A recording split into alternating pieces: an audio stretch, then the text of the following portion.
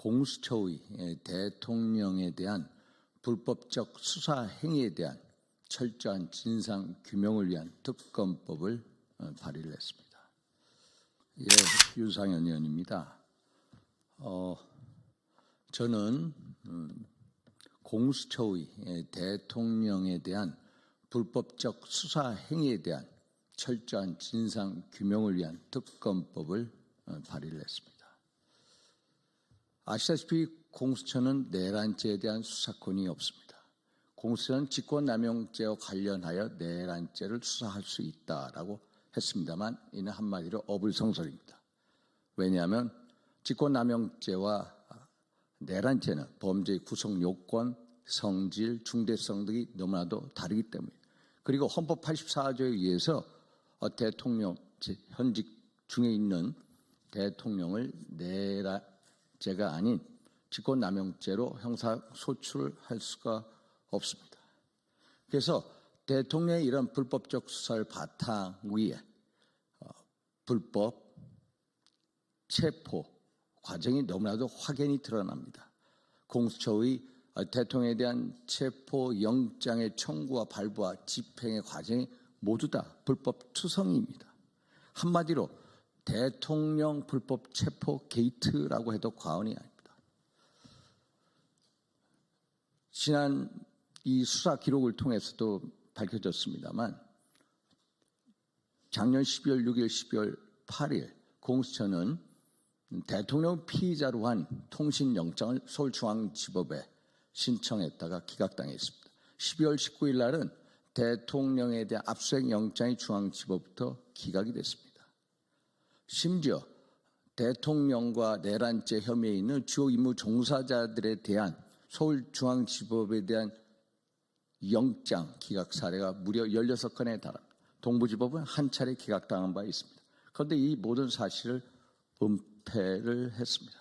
결국 공수처는 서울중앙지법에 대통령 피의자로 한 압수수색 영장, 통신영장이 기각되는 마당에 당연히 체포영장은 기각이 될 거다라는 생각하에 중앙지법이 아닌 서부지법에 드디어 영장 쇼핑에 나가게 되는 겁니다.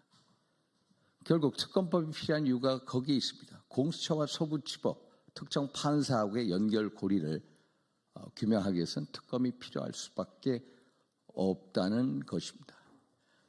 지난 1월 3일 대통령 관저에 대한 1차 체포영장 시도가 있었을 때 그때 영장을 발부한 서부지법의 판사, 이문 부장판사죠. 이순영 부장판사의 영장을 보면은 기상천외한 내용으로 적혀 있습니다. 영장 1면에 쪽지를 붙여서 형사소송법 110조, 111조 적용을 예로 한다. 이는 군사상, 공무상 기미 장소를 수색할 때는 책임자의 승낙을 얻어야 된다는 규정을 무시하라는 겁니다. 이것은 한마디로 법률의 개폐권에 속하는 문제입니다. 이것은 국회나 헌재 갈 수 있는 행위입니다. 그런데 어떻게 판사가 그런 불법적인 체포영장을 발부가 할 수가 있겠습니까? 2차 체포영장 시도 지난 1월 15일 이루어졌습니다. 신한미 부장판사의 영장을 보면은 1차 이순영 부장판사가 썼던 그 내용 삭제됐습니다. 결국 서부지법 스스로 잘못된 체포영장임을 인정한 것입니다. 그런데 1월 15일 2차 체포영장 시도를 할 때 형사소송법 110조, 111조 적용을 예로 한다라는 그 규정이 삭제된 정상적인 영장이면은 당연히 형사소송법 110조, 111조 적용을 받아야 됩니다. 당연히 대통령 관저를 체포영장 시도하려면은 당연히 경호 책임자인 김성훈 당시 경호차장의 승낙을 얻어야 됩니다. 그런데 대통령 경호차장은 이를 풀어냈습니다. 그런데도 막무가내로 영장을 집행했습니다. 이것은 영장의 집행도 불법이었습니다. 한마디로 체포영장에 대한 청구, 발부, 집행이 전부 불법이 이루어져 있다. 그런데 공수처는 지난 1월 15일 주진우 위원회 서면 질의 답변에서 대통령에 대한 영장을 중앙지법에 청구한 사실이 없다라고 거짓말했습니다.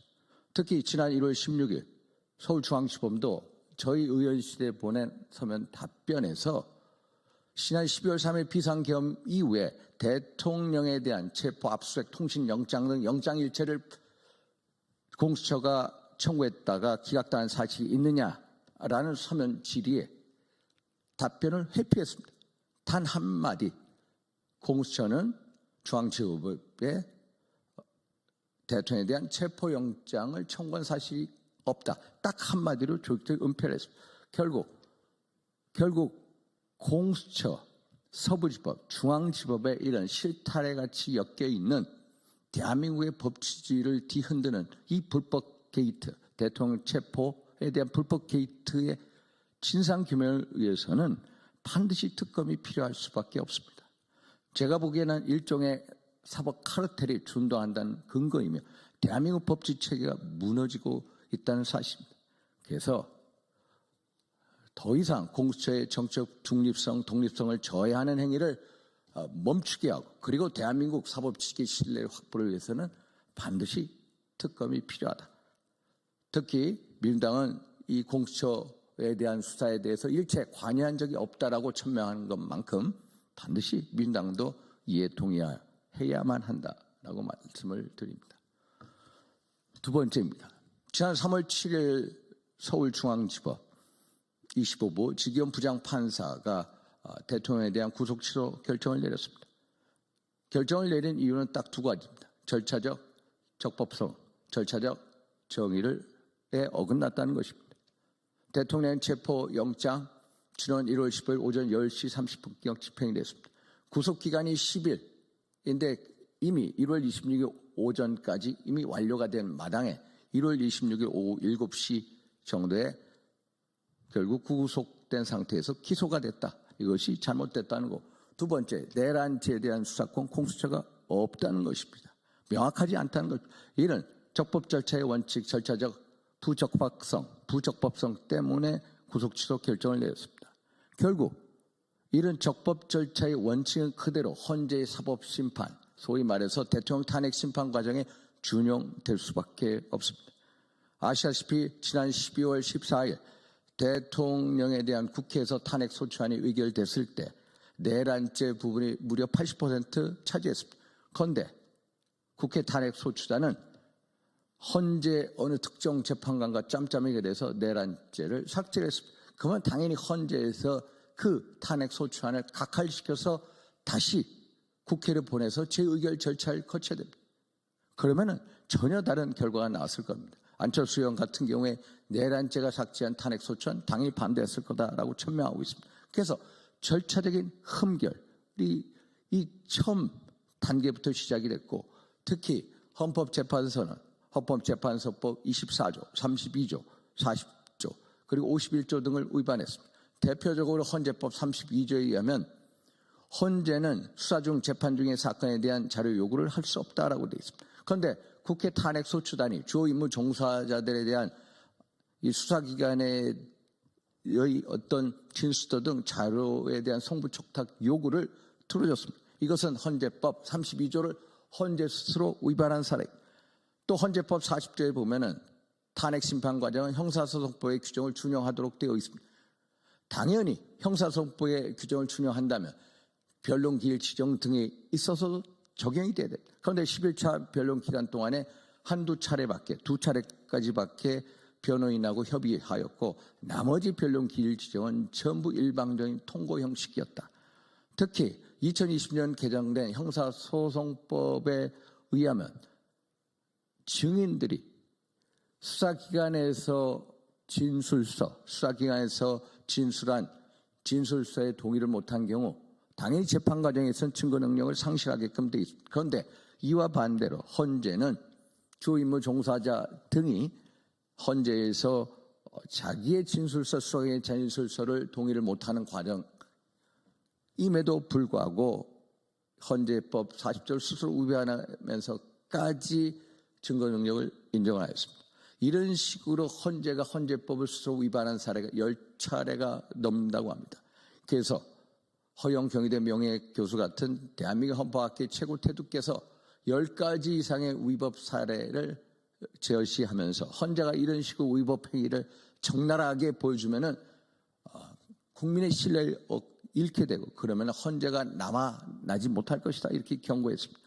결국 결론 내겠습니다. 적법 절차의 원칙, 절차적 정당성은 양쪽 형사재판이나 탄핵심판 과정 모두에 적용될 수밖에 없습니다. 절차적 흠결, 절차적 불공정한 결과의 정당성을 담보할 수가 없습니다. 그래서 결국 이렇게 절차적 불공정, 불법 그리고 정치 편향으로 점철된 대통령 탄핵 심판 과정은 당연히 적법 절차의 원칙과 절차적 정당성의 원칙에 따라서 각하될 수밖에 없다라는 말씀을 드립니다. 그래서 헌재 재판관 8분께서 한번 귀담아 들여주시기 바랍니다. 이상입니다.